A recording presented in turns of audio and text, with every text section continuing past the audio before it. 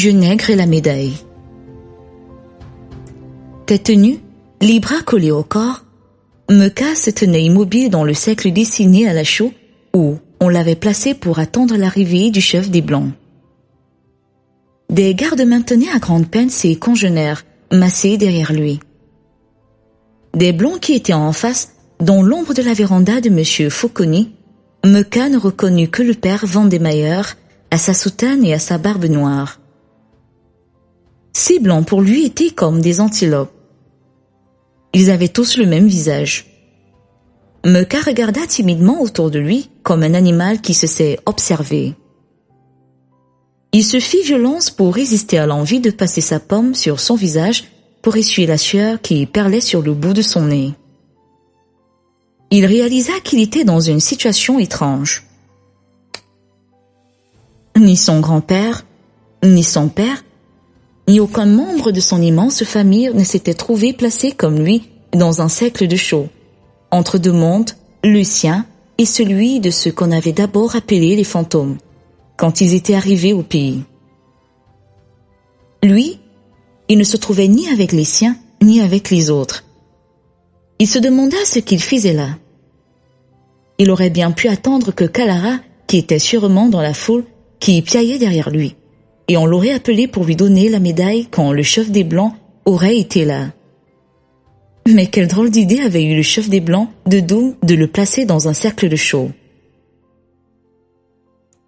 Voilà 1 heure qu'il était là, et peut-être même plus. Le grand chef des Blancs n'était toujours pas là. Il faisait chaud. Mecca commençait à se demander si son cœur ne battait pas dans ses pieds. Il avait chaussé ses souliers au sommet de la colline d'où l'on apercevait le bureau de M. Fauconnier.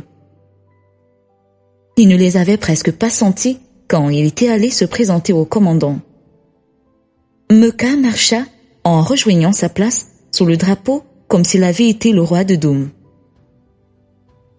Il n'avait même pas accordé un coup d'œil aux chefs indigènes qu'il l'avait reconnu à leur écusson rouge. Ah, qui? Encore ces gens. Encore des gens qui vont crever d'envie, se dit-il. Je les méprise. Je les méprise. Il avait ensuite joint les talons comme il le voyait faire aux militaires dès qu'un blanc passait devant eux.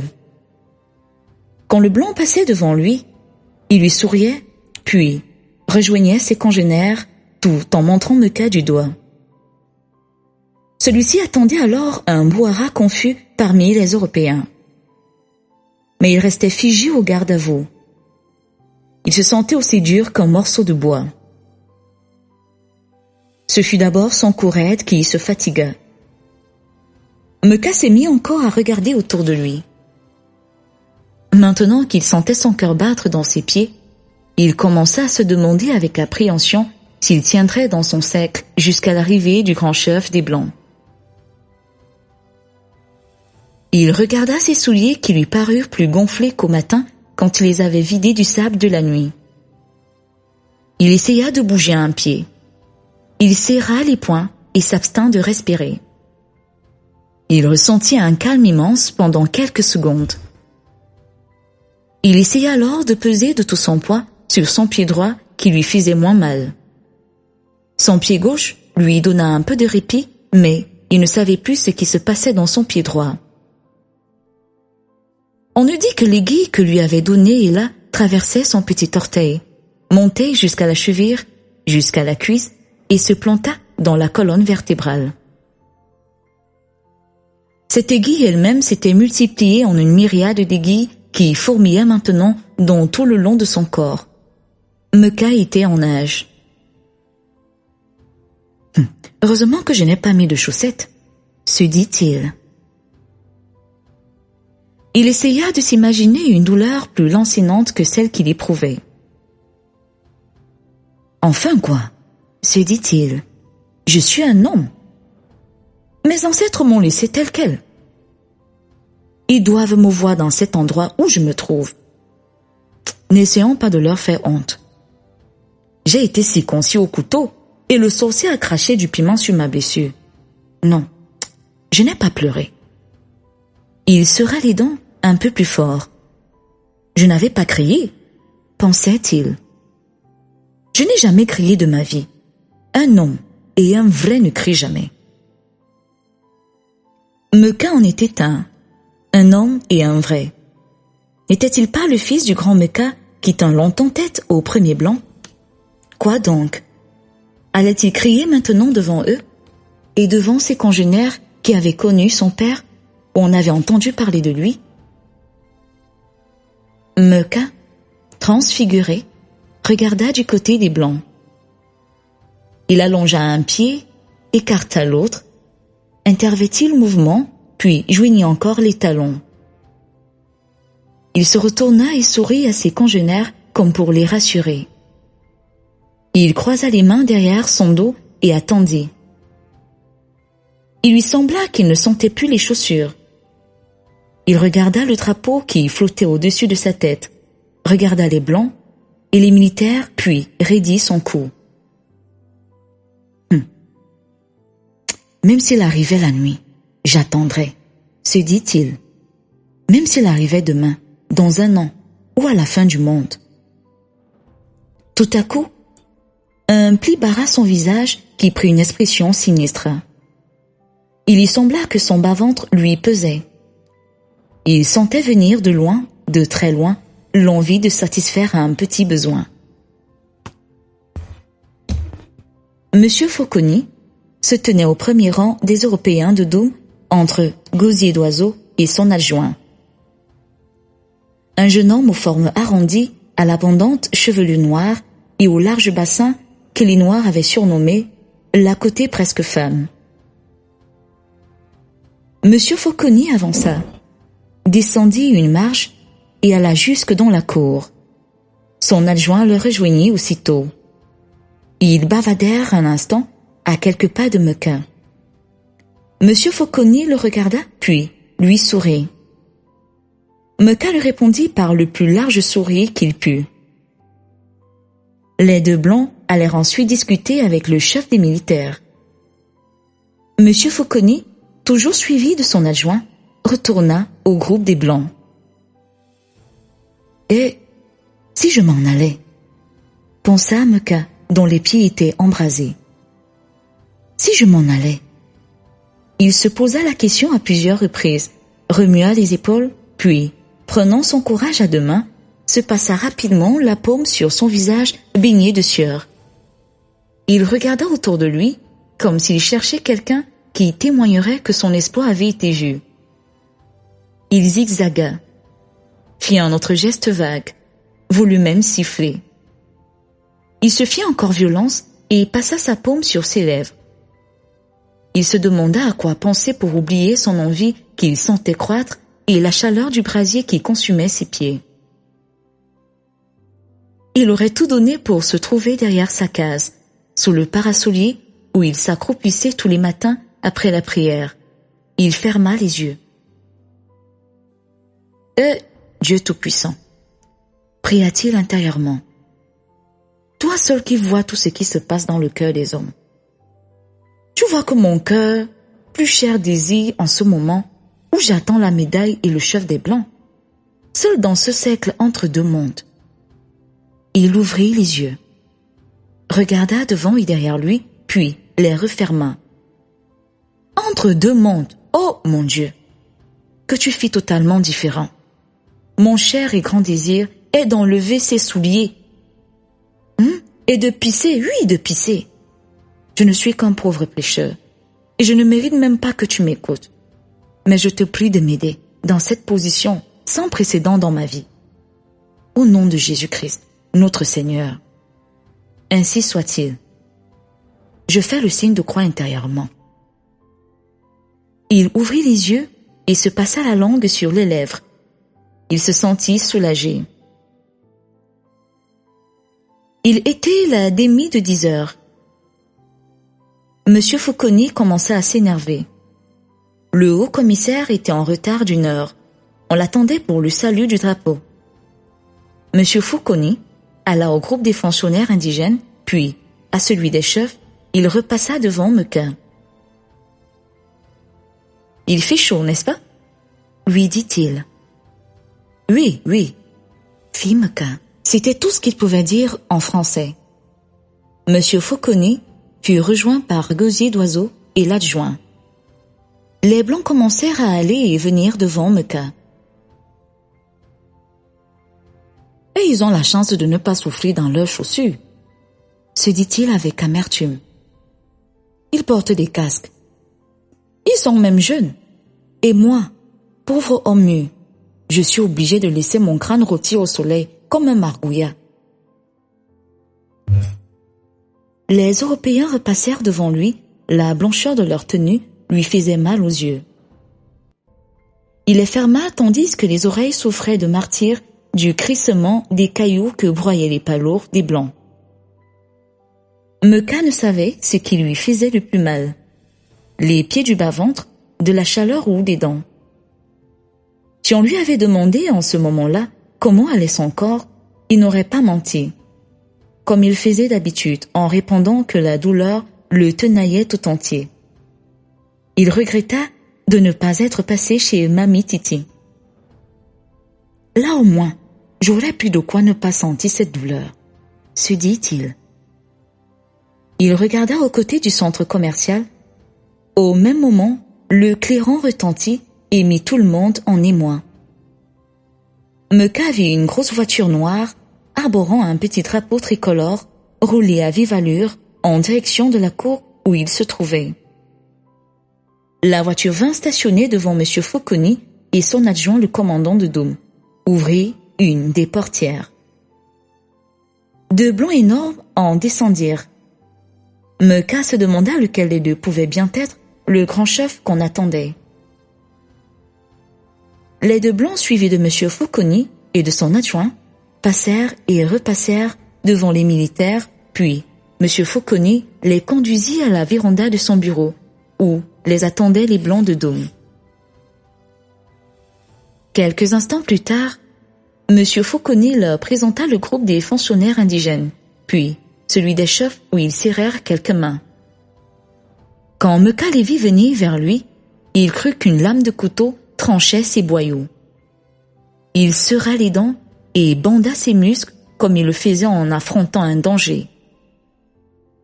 M. Fauconnier le désigna de la pointe de son menton et se retourna vers ses chefs tout en leur parlant. Meka se demandait s'il n'avait pas deviné son danger. Il sia et ferma les poings. Quand M. Fauconnier se tut, les deux Blancs lui tendirent à tour de rôle une main molle qu'il pressa comme du linge mouillé, puis ils rejoignirent leurs congénères. Meka n'en pouvait plus. Il faisait tellement chaud qu'il leva les yeux pour s'assurer que le soleil était encore bien au ciel et non sur son dos. Qu'attendait-on pour lui donner la médaille? Comment pouvait-on laisser un homme de son âge debout pendant 1 heure? Aurait-on perdu ou oublié la médaille qu'il attendait? Cette pensée l'effraya. Que raconterait-il à ses amis, surtout à ceux devant qui il avait pris une certaine importance? Ah, ces Blancs. Rien n'était facile avec eux. S'ils couraient en marchant, ils étaient des tortues quand ils vous avaient promis quelque chose. Voilà qu'ils prenaient bien leur temps, là-bas, de l'autre côté de la cour, en éternisant les présentations et les salutations. Meka hocha la tête et regarda ses pieds. Il réprima un petit haut-le-corps. « J'ai les pieds d'un ti. J'ai les pieds d'un poulti. » s'affola-t-il. Il croisa ses mains sur son bas-ventre. Il en ressentit un grand bien. Il se dépêcha de joindre les talons quand il vit les deux étrangers blancs, M. Fauconnier, son adjoint, et M. Pipignakis, venir vers lui. Il colla aussi fort qu'il put ses bras aux cuisses, redressa la tête et ne bougea plus. Il vit M. Pipignakis se placer à côté de lui. M. Fauconnier et les autres se tenaient à quelques pas devant eux. Le clairon retentit ainsi que les roulements d'un tambour. L'un des gros Blancs s'avança vers M. Pipignakis. « C'est lui le grand chef », se dit Meka. Il ne sut avec quoi ni avec qui le comparer. Tout ce qui l'avait frappé, c'était le volumineux dessous de son menton qui cachait à moitié son nœud de cravate. Le grand chef des Blancs parlait comme à un sourd à M. Pipignaki, qui se tenait immobile comme une statue. Quand il termina, il prit une médaille dans un coffret que lui tendait l'adjoint de M. Fauconi et l'épingla sur la poitrine de M. Pipignakis. Meucas vit ensuite que le gros chef des Blancs empoignait les épaules du grec et appuyait les joues contre les siennes. Chaque mouvement faisait trembler le dessous de son menton semblable à un vieux sein couleur de latérine. Ce fut le tour de Meucas. Le grand chef des Blancs se mit à vociférer devant lui. Selon qu'il ouvrait ou fermait les lèvres, sa mâchoire inférieure s'abaissait et se relevait, gonflant et dégonflant le dessous de son menton. Il prit une autre médaille dans le coffret et s'avança vers Meucas en parlant.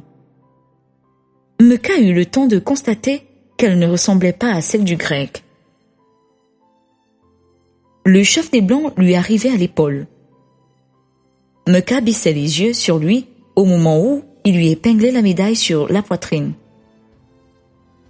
Meucas sentait son souffle chaud à travers sa veste kaki. Le chef des Blancs transpirait comme un lutteur. On eût dit que la pluie était tombée sur son dos. Une grande plaque humide s'étendait de ses épaules jusqu'à ses fesses. Meucas se demanda avec angoisse s'il allait lui coller son jabot humide sur chaque épaule comme il avait fait avec M. Pipignakis. Il respira quand le grand chef des Blancs, après avoir accroché la médaille, recula de quelques pas et lui serra la main. Meucas l'engloutit dans la sienne comme du coton mouillé. Meucas regarda de biais sa poitrine. La médaille était bien là, épinglée sur sa veste kaki. Il sourit, leva la tête et s'aperçut qu'il chantait en sourdine tandis que tout son visage battait la mesure. Son torse ondula malgré lui pendant que ses genoux fléchissaient et se détendaient comme un ressort. Il ne souffrait plus et n'entendit même pas ses os craquer. La chaleur, son besoin, la douleur qu'il avait aux pieds, tout avait disparu comme par enchantement. Il regarda encore la médaille, il sentit que son cou grandissait. Oui, sa tête montait comme la tour de Babel à l'assaut du ciel. Son front touchait les nuages. Ses longs bras se soulevaient imperceptiblement comme des ailes d'un oiseau prêt à s'envoler. La mamie dans laquelle on a préparé le bouc garde longtemps son arôme, se disait-il. Qui prétendait que les Meucas étaient finis? N'en était-il pas un, lui, un Meucas, le seul indigène de Doum que ce soit venu décorer le chef des Blancs? Oui, il était connu à Timba. Son nom avait traversé les mers, franchi les montagnes et était arrivé à l'oreille du grand chef des Blancs qui avait envoyé un autre grand chef le décorer à Doum. Et ça, tout le monde le savait. Tout le monde avait vu comment la main même du haut commissaire avait épinglé la médaille sur sa poitrine. Le grand chef des Blancs, entouré de son second, de M. Fauconi et de son adjoint, s'y mobilisa au milieu de la cour, face à Meucas. M. Fauconi appela du doigt l'interprète que Meucas avait rencontré quelques jours auparavant à son bureau. Le fonctionnaire indigène, casque bas, courut vers Meucas et lui dit que le chef des Blancs et le commandant l'invitaient à boire et à manger toute la journée et qu'on allait commencer à boire au foyer africain. Meucas rejeta la tête en arrière en signe d'assentiment. L'interprète lui dit d'aller se placer avec les officiers et M. Pipignakis. Meucas, tête haute, traversa la cour et, dédaignant de se placer à côté du grec, se tint à côté de l'adjoint de M. Fauconi. Le clairon retentit. Les militaires commencèrent à défiler. Au son de la marche lorraine, ils tournaient brusquement la tête vers le grand chef des Blancs qui avait porté la main à la visière de son képi. Meucas, très impressionné, regardait, les yeux exorbités, les beaux fusils qui passaient et repassaient devant lui. Que pouvait-on contre les descendants de Japheth? Il pensa à son vieux fusil indigène.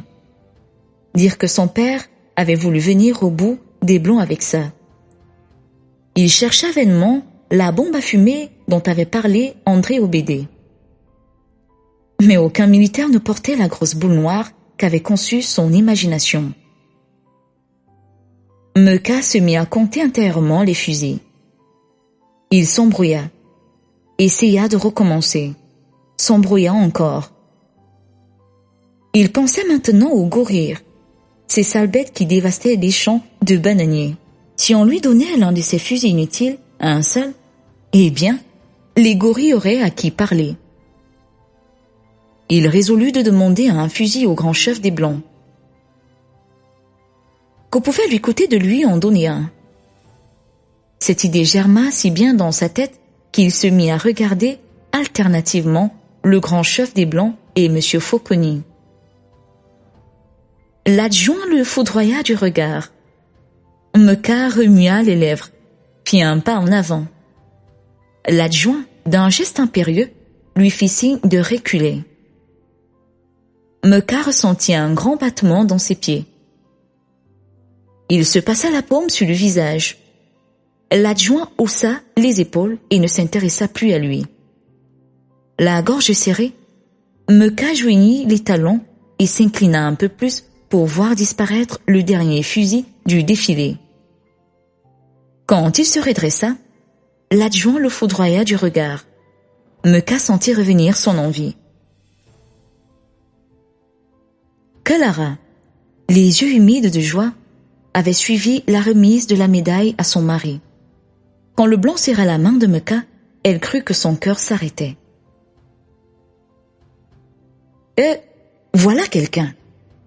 disait-on autour d'elle. On ne peut pas dire qu'il n'y a pas de grand homme à Doum. Aka, moi je dis que on aurait mieux fait de l'habiller de médaille. Avait lancé une mauvaise langue. Cela aurait été un peu plus juste. Il a bien perdu ses terres et ses fils pour ça. C'était la fausse note qui avait douché l'enthousiasme de Clara. Elle comprit que sa douleur était encore vivace et que rien ne la consolerait de la perte de ses deux fils. Elle dénoua son foulard et se l'enfonça dans la bouche pour ne pas crier. Qu'est-il arrivé à cette vieille femme? Demanda quelqu'un.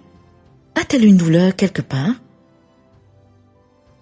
Une femme lui prit les épaules. Clara se mit à pleurer de toutes ses larmes sur l'épaule de la femme qui se mit à pleurer avec elle. Les hommes détournèrent les yeux. Eh, bon Dieu! Que peut bien avoir cette vieille femme? Demanda-t-on encore. Clara sentait la boule qui lui était montée à la gorge fondre au fur et à mesure qu'elle pleurait. Quand elle ne la sentait plus, elle remercia la femme qui l'avait soutenue. Puis, elle se jucha sur ses orteils pour regarder dans la cour où s'achevait le défilé. Elle vit son mari, le crâne luisant au soleil, sourire bêtement au chef des Blancs. Elle ne sut ce qui se passa en elle. Meuka lui apparut comme quelqu'un qu'elle n'avait jamais vu. Était-ce bien son mari qui souriait là-bas? Elle regarda la paire de savates qu'elle tenait, enroulée dans un journal sous le bras, puis se redressa encore sur ses orteils. L'homme qui riait là-bas ne lui était rien. Elle eut peur d'elle-même et se frotta les yeux pour regarder encore Meuka. Les commissures de ses lèvres s'abaissèrent en une moue méprisante. Elle se fraya un passage jusqu'à un jeune homme dégingandé à qui elle serra la main. Celui-ci, complètement interloqué, la regarda, bouche ouverte. « Ok, c'est toi qui as parlé tout à l'heure, » lui dit-elle. « Merci, c'est le Saint-Esprit qui a parlé par ta bouche. » Le jeune homme voulut d'abord protester, puis, se ravisant, se passa la paume sur ses lèvres. « Et Bon Dieu de bon Dieu, qu'est-ce que j'ai encore lâché? Se demanda-t-il tout haut. Ça alors, dit son voisin, un autre jeune homme de petite taille qu'on aurait pu facilement confondre avec un Chinois. C'est toi qui as fait pleurer cette vieille femme tout à l'heure. Quand le jeune homme, dégingandé, complètement affolé, se retourna pour s'excuser auprès de Kalara, elle avait disparu. Je ne comprends pas, dit-il. Ne serait-ce pas la femme de ce type qu'on vient de décorer là-bas? Demanda-t-il à son voisin. Peut-être bien que oui. Car elle a commencé à pleurer quand tu as dit que le type qu'on vient de décorer mérite beaucoup d'autres médailles. Comment sais-tu qu'il avait perdu ses terres et ses fils pour la médaille qu'on vient de lui donner? Mais c'est le commandant qui racontait ça hier soir à table, à monsieur Pipignakis. Tu oublies que je suis le boy du commandant? Les deux jeunes gens ne s'adressèrent plus la parole.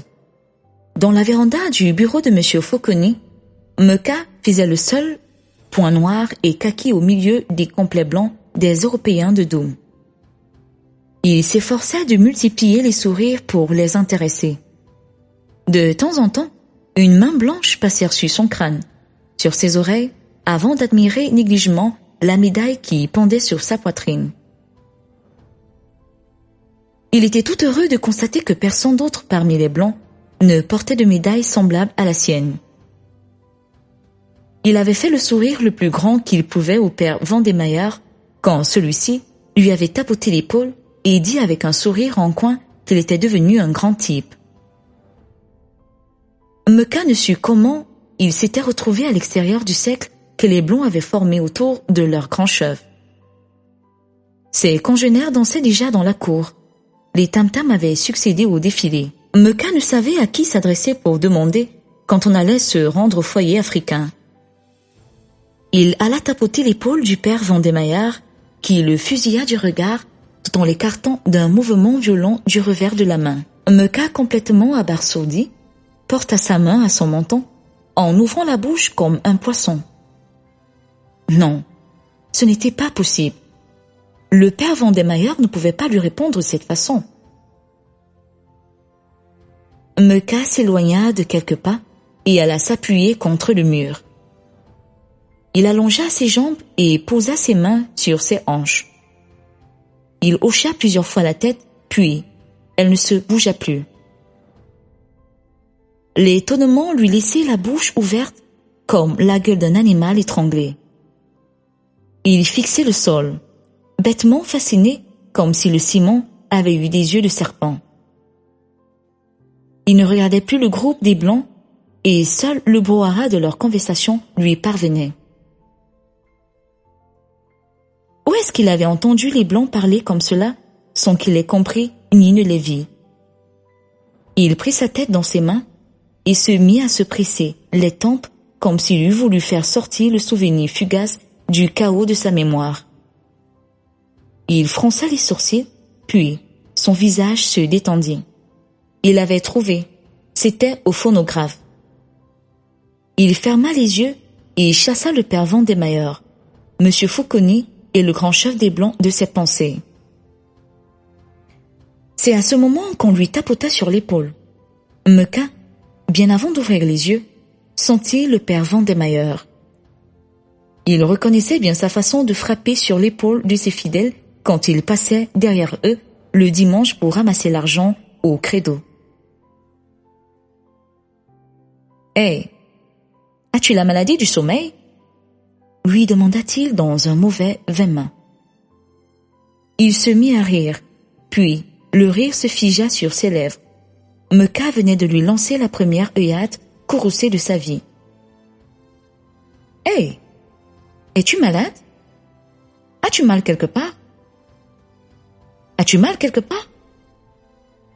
Est-ce que tu as mal quelque part? » bégaya le père Vendémeyer. « Non, mon père. Je suis un peu fatigué. » mentit Meka. « Tu te remonteras tout à l'heure au foyer africain, » lui dit le prêtre en lui tirant l'oreille. Oui, oui, mon père, répondit Mecca.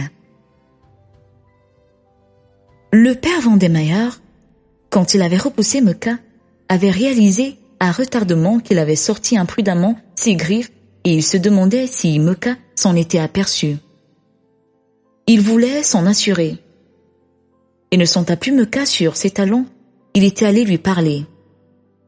Rassuré, puisqu'il n'avait rien remarqué sur le visage de Mecca, il rejoignit ses congénères. Enfin, M. Fauconnier parla du vin d'honneur. Le cercle des Européens se fendit pour laisser passer le haut-commissaire. Quand Mecca l'aperçut, il se redressa et tira les pans de sa veste. Le haut-commissaire descendit l'escalier et lui sourit. Les Blancs s'engouffrèrent dans leur voiture, le père Vandermeyer derrière son pick-up. La voiture du haut-commissaire démarra d'abord, celle de M. Fauconnier, de gosier d'oiseau. Du père Vandermeyer la suivirent ensuite. Mecca, assis sur une caisse à vin de messe, enleva ses souliers.